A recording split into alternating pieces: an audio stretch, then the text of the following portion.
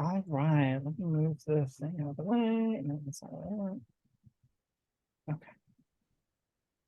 All right, so we left off with sort of team composition and diversity and all the reasons we might want to discuss that. Um, Another thing to consider when you're managing a team that is diverse, or really any team, is understanding sort of the culture of the team, but the culture of the individuals in the team. And sometimes it's, really tricky from, we all walk around with lots of sort of, baked in assumptions about, what other people know and don't know and what jargon they've already internalized or haven't or whatever. And that can be kind of the superficial stuff.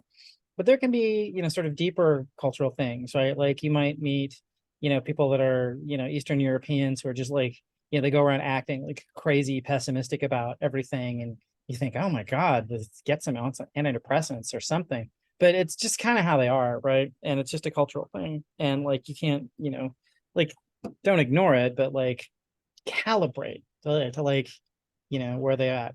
Um, and an example of that was I joined this company, Local Motion, and one of the co-founders and the two main engineers were French.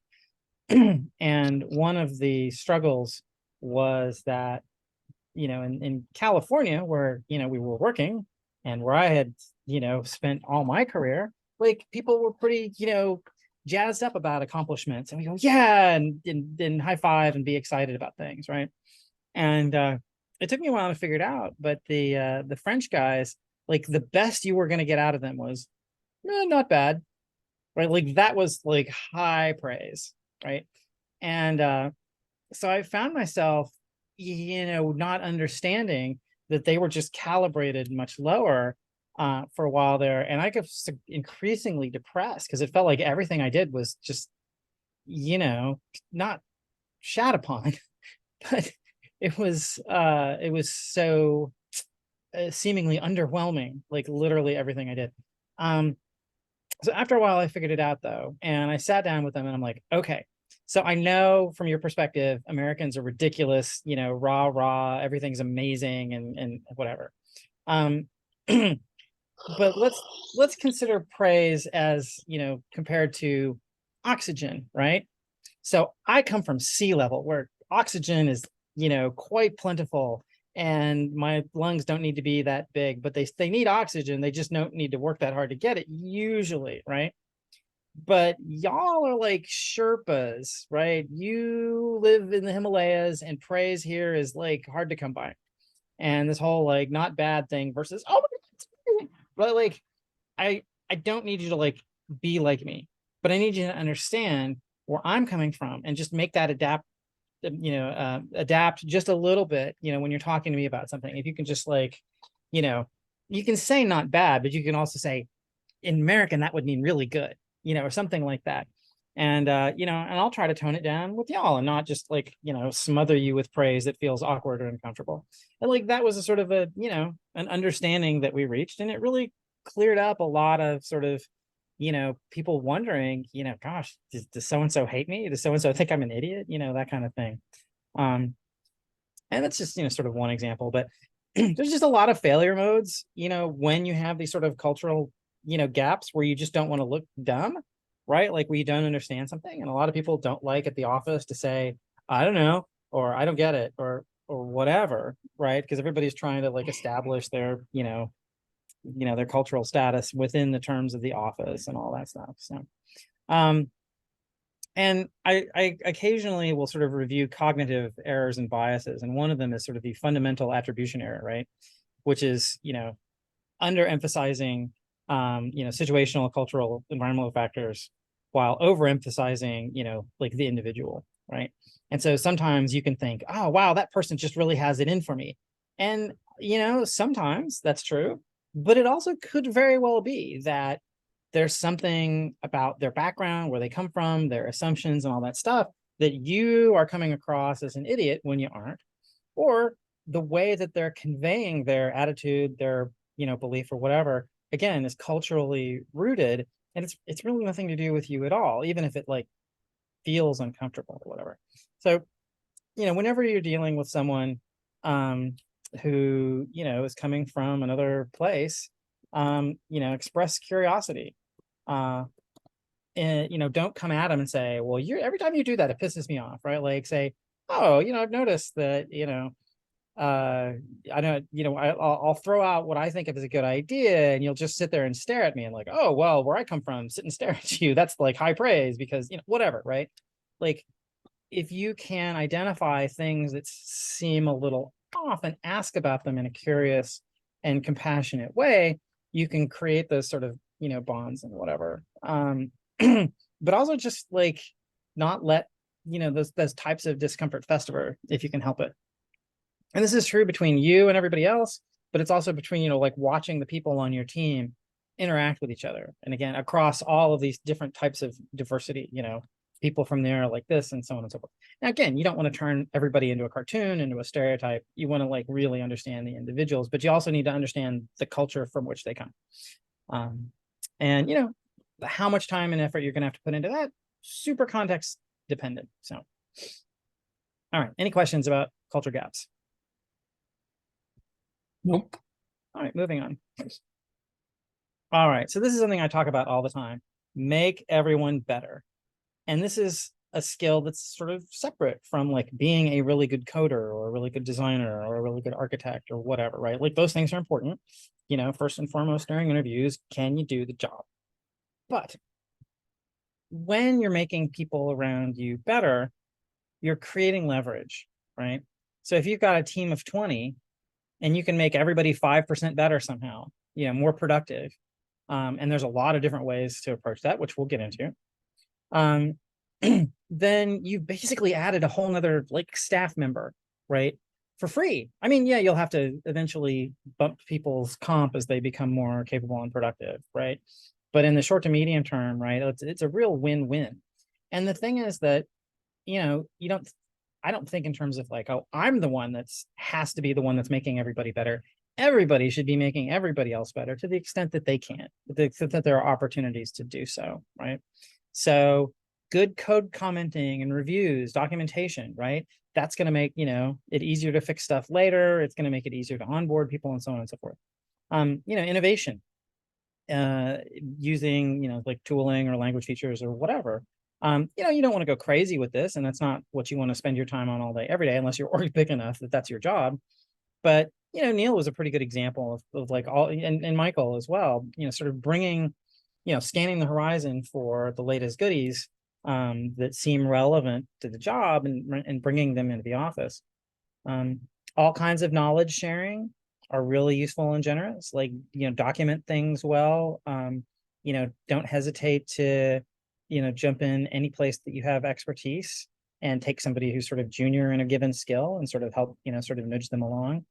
I had a few people helping my friend Ken, for example, who's a novice React developer. M. George and Carter both just as a pal did as a solid for me. Reviewed his repo, and that's just a perfect example. And not just technically colleagues, right? Ken's just a pal from high school, but like that kind of behavior is super great in an office context. Pairing, being available, being welcoming, right? No stupid questions, at least for a while. That being willing to like set aside whatever your number one priority is and like, invest in bringing somebody else up to speed. Like I went from never having written a web app to I hired somebody to just pair with me for 6 weeks. And we just sat and built, a prototype of an app together. And I learned all about the DOM and, brushed up my JavaScript and so on and so forth. So, that can be really effective. I mean, I literally went from not knowing what the hell I was doing. And, I would have gotten there eventually with Google searches or tutorials or whatever. But like, boy, that side by side, like where the person you're pairing with is like figuring out exactly where you are and like how to spoon feed you the next steps in a logical order is just incredibly valuable. All sorts of feedback, incredibly valuable. Creating psychological safety, super valuable. In fact, it's cited by a number of studies about what makes teams effective is like the crucial element, right? It's, don't make fun of people, don't give them a hard time if they make a mistake, that sort of thing, right? You know, some people have mostly harebrained ideas, and maybe 1 in 20 of them is valuable, but if you make fun of them for the 19 that aren't, then you're not going to get that 20th one, right? So, printing redundant code. We used to have at Local Motion the occasional Red Wedding Day, which is a Game of Thrones reference where a bunch of characters got eliminated. But where we would try to have lines of code deleted was the unit of measure, because every line of code that's like not actually being used anymore is potentially overhead for your build system, for maintenance, for, like, do I need to go in there? Like every time there's like some sort of systemic problem, you're like, okay, do I need to look at this here? Do I need to look at it there? So that's really helpful, just being sort of, taking out the trash. Having certain conversations in public, now not like a fight or anything like that, or criticism or whatever, but like design discussions. Sometimes, people that are like senior architecty types will just go off and hole up, like a monk, and then come back with some work.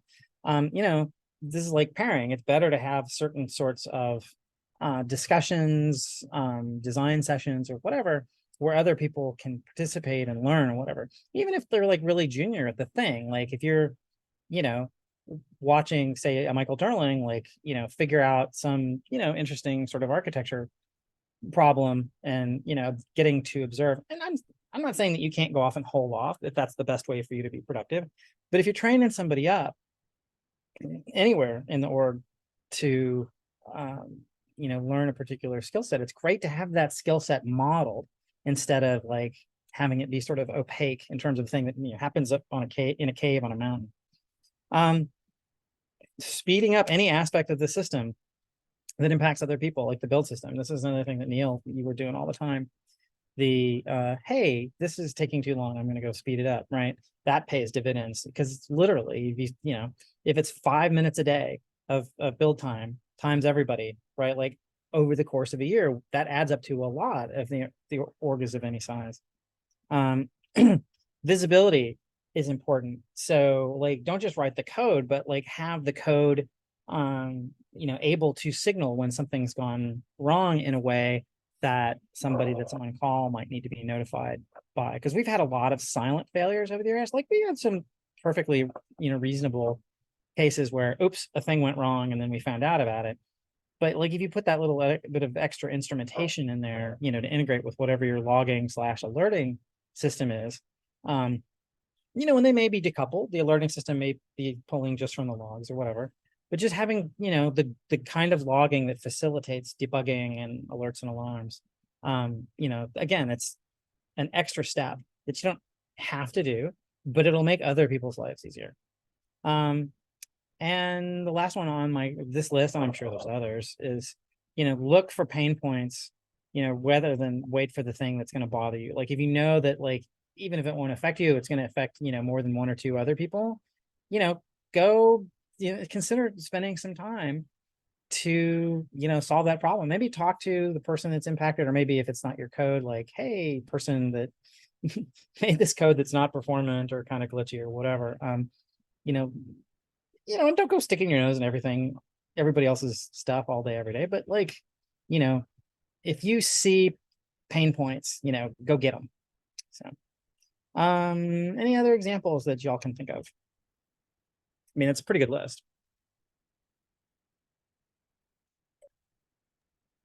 Yeah, I think that just about covers it. Okay, cool. All right. So decision making. There's this is a very short chapter as written, but I mean, obviously it's potentially huge. But I'm not going to try to like, write a treatise on this. We're just going to cover, sort of like the high points here, right?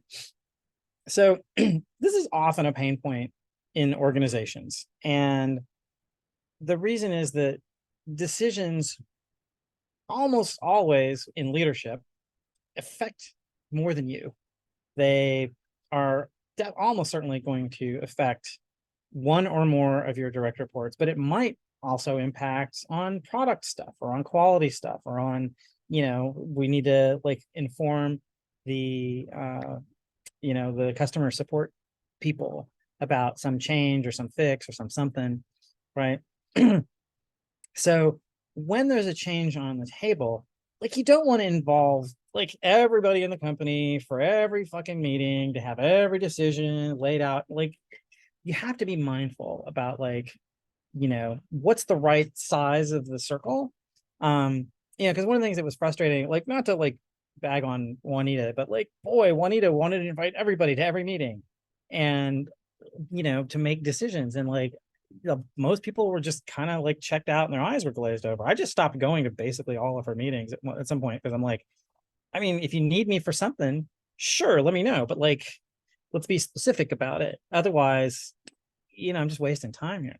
So there's the over scoping just wastes a bunch of people's time, and they check out, and they, if 90% of the message is useless to that person, they're gonna start filtering out almost everything. But decisions that are made that impact people, and it was, they're gonna feel like they weren't consulted or involved, it's gonna change their life in some way. You better bring them in the loop, or it's gonna really, sort of harm the trust in the relationship with them. And sometimes you make fast decisions in a fast-paced environment or whatever. You have to be able to reserve the right, if you have the authority to do so, or even if you don't necessarily have the authority, even if it's like in the middle of the night. Sometimes you just have to make a fast decision, but those should be the exceptions and not the rule. The rule should be, be somewhat thoughtful about a given decision's impact, sort of scale in terms of, like, potential danger or risk or what have you, but also just who needs to know, right? So when it comes to decision making, I like to separate out sort of 3 organizational styles into very broad buckets. So there's consensus, and there's concord, and there's deciders. So, and these aren't fully independent of each other, but they're all like types of decision making. So consensus is basically everybody agrees, and if there is dissent or something, then it's quiet dissent, or like, I just, I don't care enough, or I don't have enough stake in the thing to have a strong opinion about it, so I'll just keep my mouth shut at the decision making meeting, or the email thread, or the Slack thread, or the whatever. And like, consensus is really good for sort of keeping people on board and feeling like nothing crazy is going to happen, because it's going to slow down your decision making, but it's also going to make your decisions on average a little bit safer, not dramatically safer, but like, if someone really wants to, throw down and say, no, I'm not going to do that. Then there's concord. Concord is slightly different. Concord is the, most people seem to agree, and there's like, nobody's willing to, like, light themselves on fire in order to stop it. And if there is someone who's like, is just has an extraordinarily strong opinion about something, you want to engage with that person, but you also don't want to like hold up everything. And you really want to delve into it. You don't want people to just say no and like, okay, well, we're not doing that, and move on, right?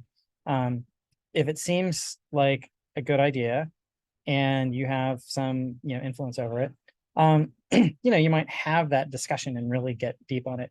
But there are people who kind of foul concord because, like, they want to die on every hill. Seth, to be fair to Seth, he did get a little bit better over time with the coaching. And then some organizations are just, decider driven, right? Like, any given decision has some person that's the decider, and they just make the decisions, and then that's it. And everybody just has to eat it. And, that's probably the fastest way to do it. But, like, that can leave a lot of ruffled feathers. And, one of the things you're trying to encourage in your organization is everybody sort of bringing their best self and their best judgment, and ownership and responsibility, and so on and so forth. And when you have a more authoritarian decision making style, it kind of creates a little bit of helplessness, that like, people feel like, well, no matter how good my idea is or how well I express my argument or whatever, I'm just going to get stomped by that one person, who has the title of VP or whatever it is, right? So again, like I tend to hope for consensus and I strive for concord, but even if that's not coming together, if I have to, then I'll just freaking make a decision and go. And knowing that every time that happens, there's a cost associated with it. It has to be either made up somewhere or you're going to have play that card enough times that people are going to walk because they won't feel respected. They won't feel like they have agency and autonomy, and they won't have your trust.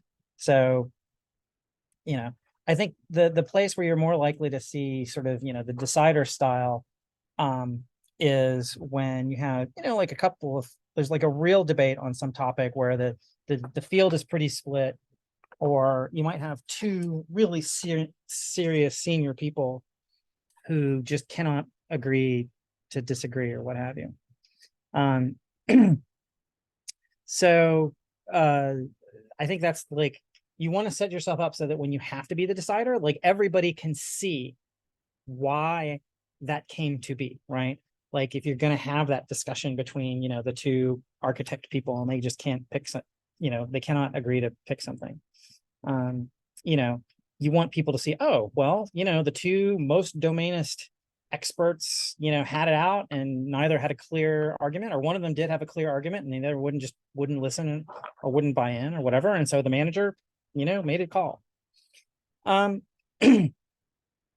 So, you want to find that middle ground between, sort of decision paralysis too far down the consensus rabbit hole and, too much just because I say so, authoritarian style. And the reason that like you have to be making the calls about decision making is that you can't get hung up on decision making. Like almost any decision is going to be better than no decision at all. Like, yeah, if you need another day to think about it or collect more data, spend that day, but you can't spend a week or a month or a year like, well, maybe, I don't know, because like nothing happens in the meantime, unless you're like really running like little experiments. I suppose that if it's a small thing, you can let people go try it both ways or whatever, but that's rare enough, that you don't want to have redundant work. So, and this is going to happen like with people underneath you, but like there's going to be times when you and other line managers are having to argue with the director or the VP, right, in front of the VP, and hopefully it doesn't come to the point where the VP has to step in. Like that's not what they want to be doing, but if they do, right, like don't try to die on too many hills, right? Be willing to say, okay, I disagree, but I'm not going to block Concord. And dissent and commit is the phrase that I've heard, and that actually came up during my diligent interviews, which made me happy because I'm like, okay, I like that phrase. That's what I have at the moment for the decision making chapter. Do you think there's anything else that really wants to be talked about in here? Nothing that I can think of. Okay, cool. All right, so let's talk about credibility. What is credibility? Well, it's like trust, but it's a little bit more than that, I think. It's trust is like I trust that person has a lot of facets to it. So we're going to sort of break down what are those facets. Well, honesty, right? Do you think someone is basically honest? Are they going to lie to your face and whatever? And you also have to understand that even if someone is being honest with you, maybe they aren't telling you everything because they can't, right? And some people will go, well, but that's just a lie of omission. Well, no, sometimes you have to omit details because you're sworn to secrecy for some reason, or because you're protecting somebody else's privacy, or you're an insider with respect to, stock trading or something, and you don't want to like taint the rank and file because then they'll be locked out of the window, that kind of thing. So there's a number of reasons to be as honest as you can and judicious about what you say and how much you say and so on and so forth. And I think people would rather you use your judgment in a leadership position, right? Like you're not going to say, oh, why didn't you tell me the thing? Well, because it would have, kicked you into the window and you wouldn't have been able to exercise your stock or whatever, things like that. So I think people need to be mature about, understanding when they don't get every piece of information because of reasons. Discretion is sort of an adjacent component to honesty, right? Discretion is, if you bring me some information about, a colleague or, what have you, where that person is behaving poorly or picking up or slacking off or what have you, right? You need to know that you can go and tell, your chain of command about a problem that's not going to result in you coming off as a snitch or a tattletale, right? And usually the way I handle that stuff, and I've mentioned this, I think, a couple of times before, is that if somebody says, hey, I think so-and-so is kind of fucking up, I'm not going to turn around and go to them and say, hey, person A says that you're screwing up, person B, what's up with that? Really what I want to do is take that opportunity to start watching person B much more closely, or go review some Slack channels, look at these threads where there was some, a little bit of heat, a little bit of conflict or whatever. Consistency is important, right? So if you say something is, a value that you hold or whatever, you can't just sort of like hold that value when it's convenient to do so, right? If you tell somebody, family first, and they go and like they take off without telling you because their, wife or, partner or whatever, cut their hand on a glass jar or something and they just left, right? If you told them family first, that means they get to use their judgment on when they need to just go and like take care of a problem like that. You can't beat them up over it. Other examples of consistency, show up for your one-on-ones, right? And if you do move a one-on-one or cancel a one-on-one, give a reason, that sort of thing. And that's sort of, dotted lines into integrity, right? What is integrity? I don't know that there's like a really simple definition of it, but basically you say what you're going to do and then you do what you said you were going to do, unless there's a really good reason otherwise. It's basically another way of saying sort of, stick to your commitments and your values and things like that. So expressing, communicating your values is a form of commitment, right? It's saying, I'm going to behave in the following ways, and you're going to behave in the following ways. And that's just going to be the little social compact that we use here at the office. And that's going to vary, from place to place. But those social compacts are important because you can't be like re-adjudicating stuff all the time. But also, again, if you say this is how it is, it should be that way until you say otherwise, right? And again, that, psychological safety, right? If people believe that, you will stick to your commitments, you will be on time, you will go off and advocate for their promotion. If you say that you're going to do that, you will advocate for their promotion, even if you're not talking about it, if you have that sort of understanding that, I, as your manager, am trying to further your career. I'm giving you things to do to stretch your skill set and give you opportunities to shine and learn and grow. They shouldn't have to remind you to do that, right? If you said you're going to go do it, you should do it. And that's why it's important to write all this stuff down sort of in your running one-on-one log. Reliability, similar concept. Some of these things, have a lot of overlap with each other. Specificity is important, right? Some people sort of, will speak in a way that gives them wiggle room, right? It sounds like they're making a commitment or they're saying something definite or what have you, and then it doesn't really turn out to be that way. So, like if you say, oh yeah, I'll get around to it, working on your promotion or whatever, right? If you quietly mean, well, in 6 to 12 months, that's not cool, right? Like say, I'm going to work on it this week, or I'm going to work on it next week, or I'm going to say, I've been told by my boss, like that stuff is on hold until we hit this next milestone. And trust me, as soon as the milestone is hit, then we will, push on, get back to pushing on this stuff. But in the moment, we're kind of in a firefight. So, and that's, dots into sort of, realism, realisticness, practicality, and estimation. If you say, oh, I think I can get you, that title bump or whatever in, 3 to 6 months, you better have some basis for that, right? Like if you can make mistakes, but like, if there's any sort of consistency to saying, oh yeah, no, well, I'll do a thing, I'll finish the thing within 3 months and it always takes a year, like people are just not going to believe you, right? And if people believe that you're not, investing in whatever it is that your responsibilities entail, whether that's, career development or clearing obstacles or whatever, if you blow it off at the first sign of like, oh, I was just too busy today. Well, don't even promise me stuff if like that's the way you're going to roll, right? Just say, I don't know. Try not to try to like schedule time for these things, prepare for those one-on-ones, do the things that, you need to do to take care of the people who report to you. So, I think ethical behavior broadly is important, and it's sort of adjacent to values, but it's not exactly the same.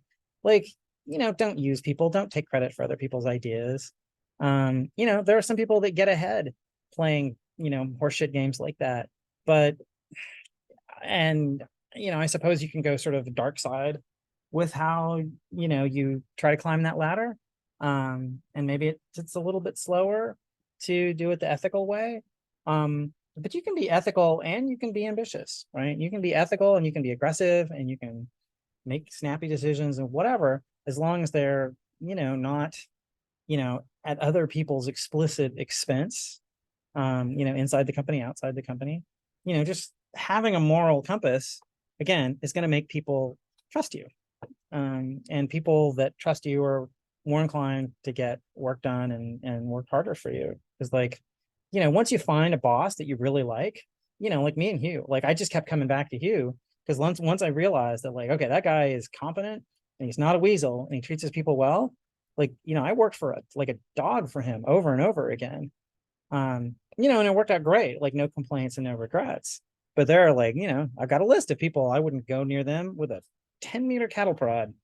And building that sort of like goodwill, right? Even if you never hire that person again or never work with that person again, they might be a reference for you. They might tell their friend, oh yeah, you're going to have the opportunity to work for so-and-so. Yeah, no, that was amazing working for her or him or whatever. So like having that sort of, reputation, because like the higher you go, the more they're hiring you and your Rolodex and your ability to keep adding to that Rolodex, right? You're going to want to walk in the door and say, I can build a team as needed.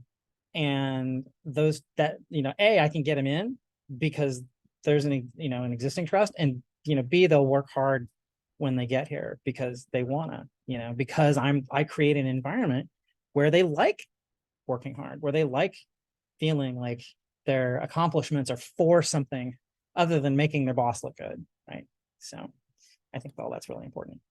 And last, I think it's not the most important thing, but sort of, competence in your domain, right? Like if you're going to manage a team of people that aren't your core expertise, you don't have to become a domain expert, but it helps to speak the language enough to where you understand what people are saying, that you can make reasonable decisions, you can ask reasonable questions, even if you don't have all like the vocabulary down, that you understand like sort of, at a level of, being able to not be an idiot about it.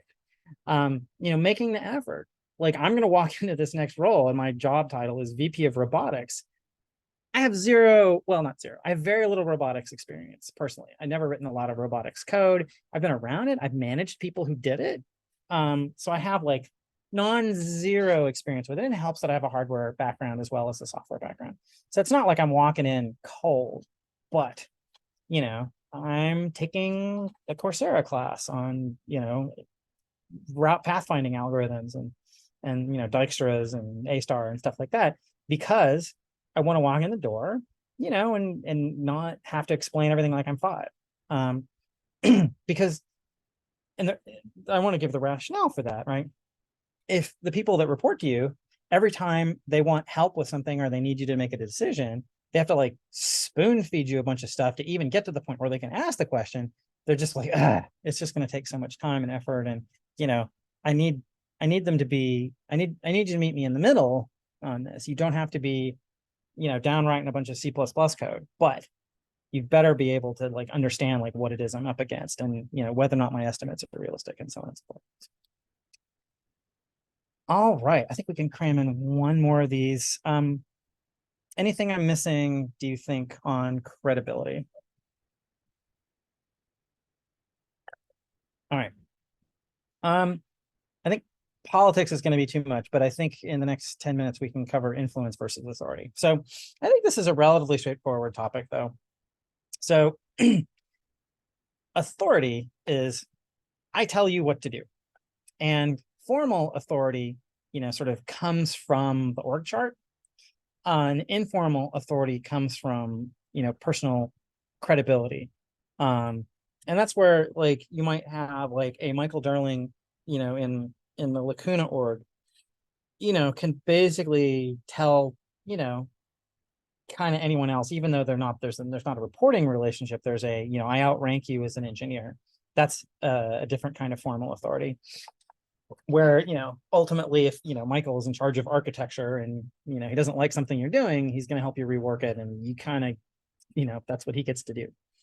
And it can be negotiated or debated or whatever, but like at a high level for the purposes of this discussion. And, sort of a dotted line back to decision making, right? Like how authoritarian is your org?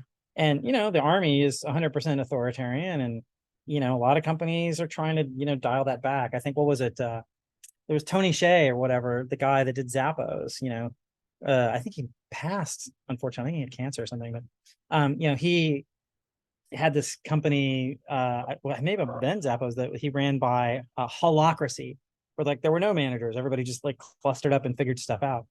So the question is, can an organization exist with essentially zero formal authority? Probably, because really what happens is, in any good organization, most of the decision making is happening at the leaf nodes. It's being handled by individuals, teams of individuals, and occasionally a line manager, right? And so what you're hoping for is that the decisions get sort of escalated to either upper management or upper technical leadership as infrequently as possible. Not never, like that's not a thing, but like the less the better. So in an organization like that, if you want to make things happen, you're more likely to be working from a position of influence rather than a position of authority. And influence is when you have credibility, or you just have good relationships with people, you have social capital and so on and so forth, right? It's not, I can tell you what to do. It's, I can get you to do what I want.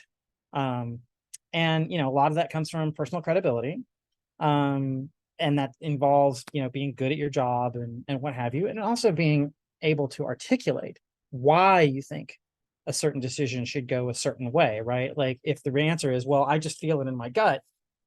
Okay, well, that's not very persuasive or whatever.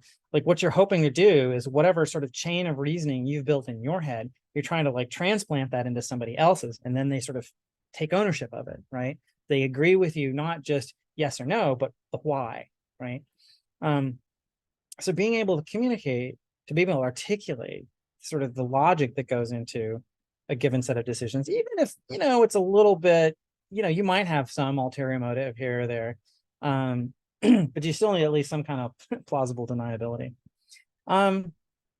Social capital is a thing that is important to maintain, I find. And, that's, again, comes from credibility and all the other things that we talked about. And so, how do you spend it? Well, if you have somebody that doesn't really want to do a thing your way, but you're going to like say, can you do this for me? Like, this is really important to me or whatever.